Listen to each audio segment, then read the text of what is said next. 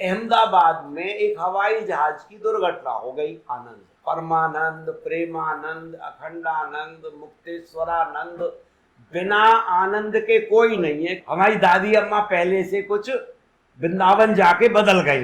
कुछ चीज हमारी दृष्टि से खराब हो रही है, उसको भी ईश्वर की लीला मान के उसमें भी आनंद खोजो।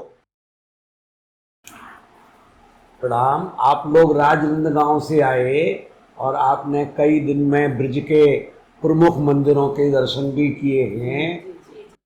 तृप्त नहीं होता देखते भगवान जी को। बाके बिहारी का जो रूप मत जो से ऐसा लगता है अपनापन जो है उनसे उसका है मंदिर रूप, और वो तो एक से एक सुंदर और भी बनाया है।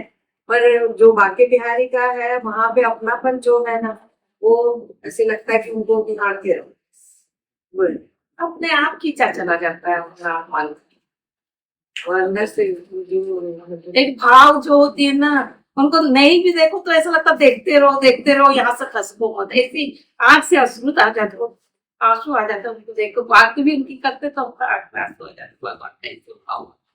यहाँ से जाने का मन भी नहीं करता, लेकिन हमको जाना है, अपना गृहस्थी जीवन है, मन ऐसा होता है कि नहीं बस जाओ, ऐसा नहीं हो सकता। गृहस्थ जीवन में जाना जरूरी है। जीवन के सभी काम जरूरी हैं। और यूं तो विद्वानों ने, संतों ने ये भी कहा है कि भाई जो ईश्वर मंदिर में है, मूर्ति में है, वही कण कण में व्याप्त है, और आपके अंदर अंतर्यामी रूप से भी वही विद्यमान है। उसके आगे, अब उसके लिए हमको आगे बढ़ने के लिए कुछ रास्ता बताइए, और अपने आध्यात्मिक में थोड़ा आगे बढ़ने के लिए कुछ है। उसके लिए हमारे पास 1000, 2000, 5000 साल की आयु नहीं है कि हम ध्रुव जी की तरह तपस्या करें, प्रहलाद जी की तरह तपें, या द्वापर में भी बहुत सारे भक्त हुए, वो भी सैकड़ों साल जीते थे।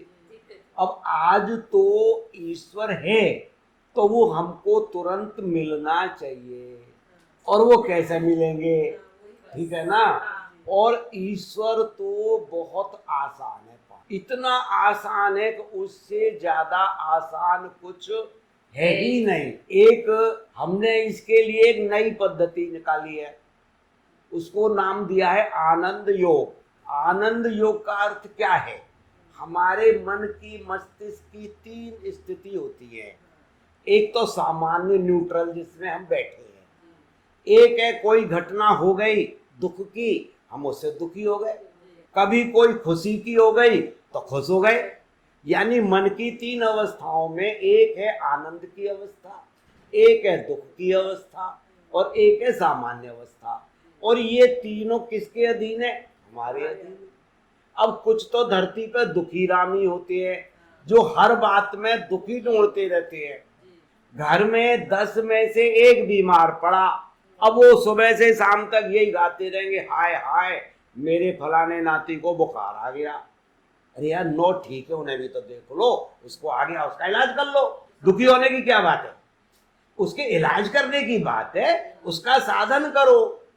दुखी होने से अगर वो ठीक हो जाए तो मत दिखाओ डॉक्टर को, और ज्यादा दुखी होकर ठीक कर लो भाई, वो तो होगा नहीं है। तो इसलिए अपने को हर समय अपने मन में कैसे रहो? आनंद में। और जो भी करो उसको एंजॉय करो, उसका आनंद लो।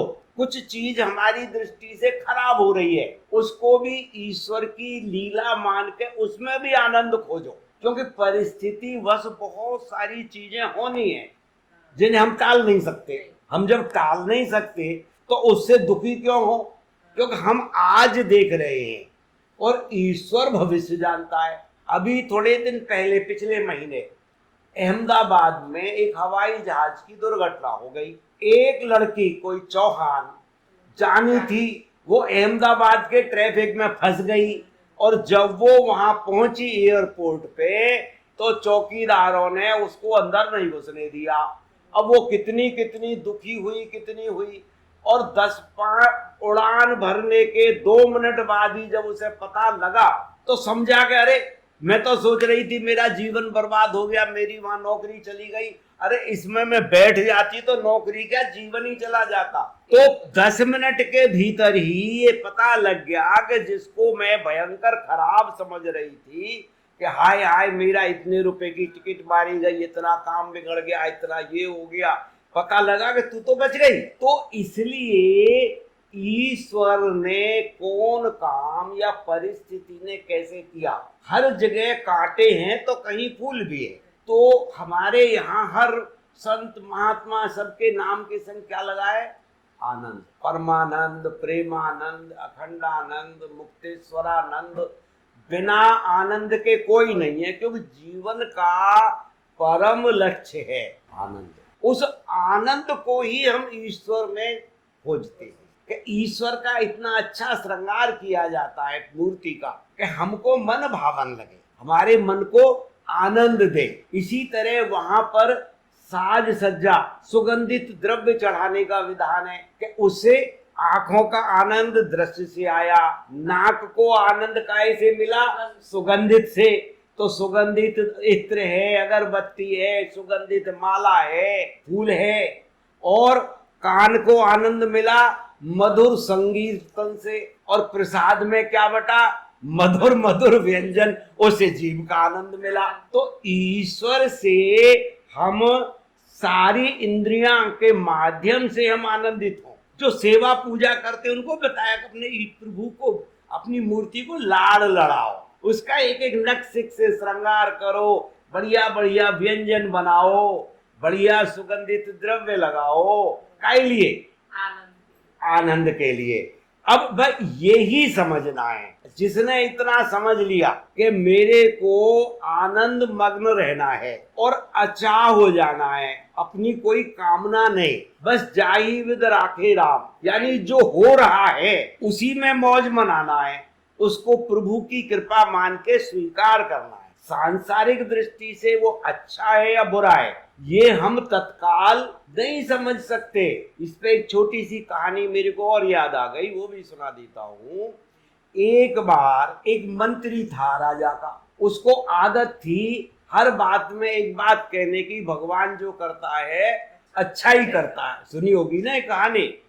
अब एक कोई लोहार तलवार बना के लाया, बड़ी तेज धार, और राजा ने उस पर उंगली फिरा दी, उंगली कट के अलग हो गई।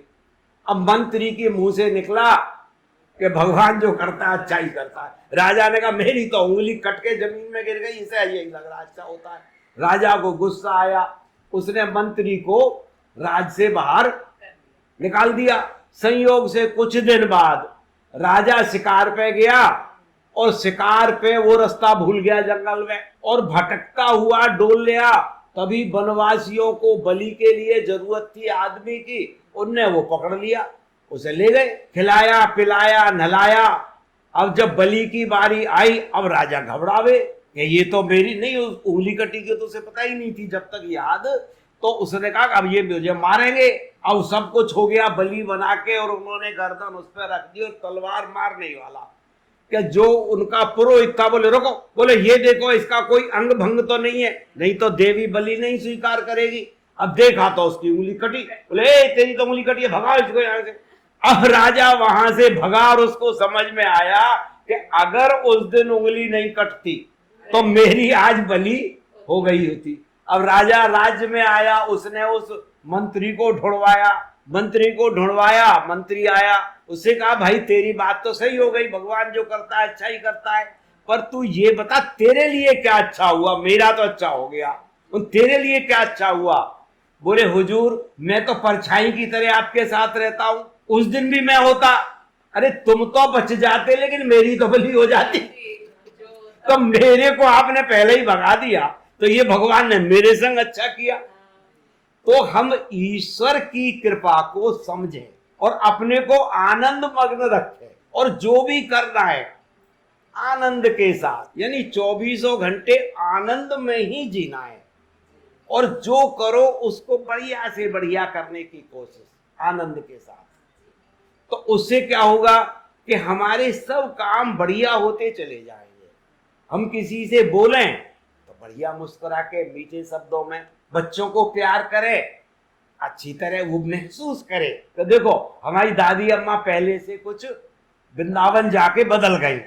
अब ये हर समय मुस्कुराती है और हमको बड़े प्यार से अपने सीने से लगाती है। तो सबको खुद आनंद में रहो और जगत को आनंद बांटो। जहां आप इसमें आई कि आपकी चित्त का शोधन हो जाएगा और ईश्वर का साक्षात्कार को, आत्म साक्षात्कार को चुटकियों में हो जाएगा। क्योंकि जो सतत साधना की जाती है वो फल देती है।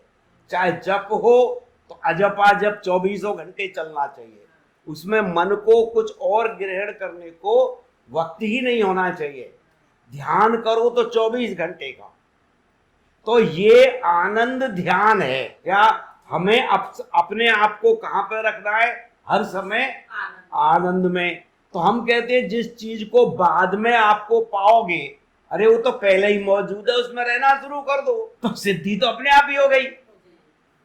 इसी को ऋषि मुनियों ने ईश्वरत्व की प्राप्ति कहा है। जब तक हम सुख दुख के झमेलों में डोल रहे तब तक हम मानव हैं, और जब हम आत्मज्ञान के जरिए या ये मान कर और हमने आनंद में रहना शुरू कर दिया, परमानंद की प्राप्ति कर ली। आनंद और परमानंद में फर्क इतना ही है कि आनंद थोड़ा सा जानबूझ के लिया जा रहा है, और जब अभ्यास हो जाएगा तो वो परमानंद में बदल जाएगा।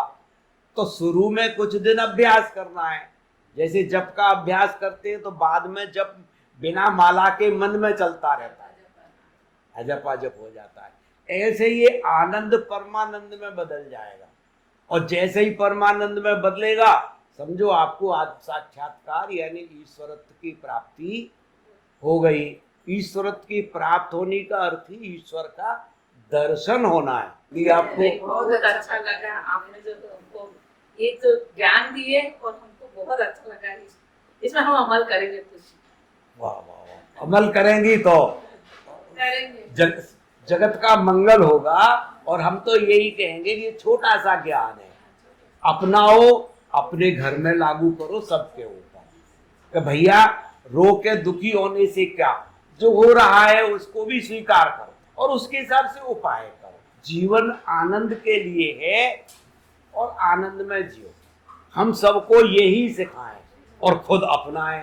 कबीरदास जी का दोहा है, जिन खोजा तिन पाइया गहरे पानी पे, हो बोरी बूढ़न डरी रही किनारे दे। इसी तरह उन्होंने एक दोहा और कहा कि जो तिल्ली में तेल है, जो चकमक में आग, और तेरा साईं तुझ में जाग सके तो जाग। तो हम उसको जो बाहर खोज रहे हैं उसके अंदर हमें खोजना पड़ेगा। मैं इसको थोड़ा दूसरे तरीके से समझाने के लिए आपको एक छोटी सी बात बताऊंगा कि जन्माष्टमी पर हमारे यहाँ धनिये की पंजीरी बनाई जाती है। जब व्रत रहते आटे की पंजीरी बन नहीं सकती, तो हमारी श्रीमती जी ने कहा भाई बाजार से आधा किलो साबुत धनिया ले आना, क्योंकि मेरे को पीस के उसकी जन्माष्टमी आ रही है, पंजीरी बनाऊंगी। अब हमने कहा बाजार वाले से, पसारी से, भाई आधा किलो बढ़िया वाला धनिया दे दे। उसने धनिया दे दिया, हम ले आए। अब उन्होंने उसको हाथ में देखा तो उसमें कुछ कचरा, तो ये क्या हुआ? अशुद्ध। क्या हुआ? अशुद्ध। उसके बाद उन्होंने काम वाली बुलाई, उसने थोड़ा फटका, थोड़ा बीना, तो उसने लाके रख दिया, तो अब ये क्या हो गया? शुद्ध। उसके बाद उसने देखा कि भाई ये तो कुछ और है गड़बड़, उसने दोबारा से उसको हल्का हाथ से मीड़ा, फिर फटका, अब जो निकल के आया तो क्या हो गया? विशुद्ध। उसने कहा कि ऐसा नहीं हो कोई घुन रहा हो, इसमें कोई कीड़ा भी पिस जाए, पंजीरी प्रसाद में वो भी नहीं चाहिए। उसने उसको पानी में भिगो दिया। अब जो थोता था वो ऊपर आ गया और भारी भारी नीचे बैठ गया। फिर हाथ से मसल दिया, तो जो उसमें मिट्टी इत्यादि को छोटी मोटी लगी थी वो भी धुल गई, और उसको छान के साफ बढ़िया वाला निकाल लिया और धूप में सुखा लिया, तो ये क्या हो गया? परम शुद्ध। इसी तरह आत्मा की भी 4 अवस्थाएं मानता हूं मैं। सामान्य रूप में जो अब हम इस समय आप हैं, ये है आत्मा। आत्मा मन के अधीन होके अगर बुरे काम करने लगती है तो क्या हो जाती है? दुरात्मा, दुष्ट आत्मा, दुरात्मा। और वही आत्मा अच्छी संगत में अच्छे काम करने लगती है तो बन जाती है महात्मा। जब अच्छे काम करने लगती है तो बन जाती है महात्मा। और जब हम बुरे संस्कारों से, जगत की उन बुराइयों से और ऐसी चीज जो हमें जगत में फंसाती है उनसे भी अपने चित्त को जब शुद्ध कर लेते हैं तो जो हमारा चित्त शुद्ध जिस परम अवस्था को प्राप्त करता है वो क्या कहलाएगा? परमात्मा। तो अपने चित्त का हमको शोधन करना है, क्योंकि चित्त की वृत्तियां हैं जो हमको अच्छे या बुरे कर्म में फंसाती हैं। अगर हम अच्छे और बुरे दोनों को छोड़ दें तो भगवान श्री कृष्ण जी ने जैसे गीता में कहा है कि जो हो रहा है उसको भी तुम साक्षी भाव से देखो और उसमें तुम्हारी जहां जरूरत है उतना रोल अपना अदा करो और चुप बैठ जाओ। कुछ चाहो मत और अचाहो भी मत, मतलब ना हाँ ना, चुप बैठे हैं। जो हो रहा है लगा गलत हो रहा है, थोड़ी सी कोशिश कर लो, रुक जाए, लेकिन जो होना है सो होना है। अब उस होते समय तुम्हारा कहाँ क्या रोल हो सकता है वो तुमको तय करना है। श्री कृष्ण जी महाभारत को टालने की हर तरीके से कोशिश की और अंत में दूत तक बन के गए कि कोई तरीके से युद्ध न हो, रुक जा। लेकिन उनने देखा कि ये युद्ध तो होगा, तो उन्होंने फिर अपनी भूमिका सोची कि मैं किधर क्या करूं कि जो समाज हित, राष्ट्र हित में जो अच्छे लोग हैं उनका शासन हो। खुद कहीं लिप्त नहीं हुए, खुद उन्होंने कहा कि मैं शस्त्र भी नहीं उठाऊंगा, लेकिन बिना कृष्ण के तो उस युद्ध में सब अधूरा था। तो चित्त में समता का लाना, समत्व योग हो जाना। समत्व योग होने से जो हमारा चैतन्य है, जो आत्मा है, वो परम शुद्ध होता जाता है धीरे धीरे, और परमात्मा जो है वो स्वयं में ही अवतरित हो जाता है। आत्मा की परमात्मा में बनने की घटना वो स्वतः घटित होती है और वो हमारी सोच, समझ और वृत्तियों पर निर्भर करती है। तो ये तो बताया मैंने आपको इसका मूल वैज्ञानिकता। अब चित्त को शुद्ध करने की अनेक विधियां हैं। कोई जप के माध्यम से कराता है, कोई पूजा पाठ के माध्यम से, कोई ध्यान के माध्यम से, कोई समत्व योग के माध्यम से। समत्व योग वालों ने एक बात और भी कही कि भाई जाही विधि राखे राम ताही विध रहिए। तुम अपना उसमें कुछ मत लगाओ, जो हो रहा है उसी में मौज मनाओ,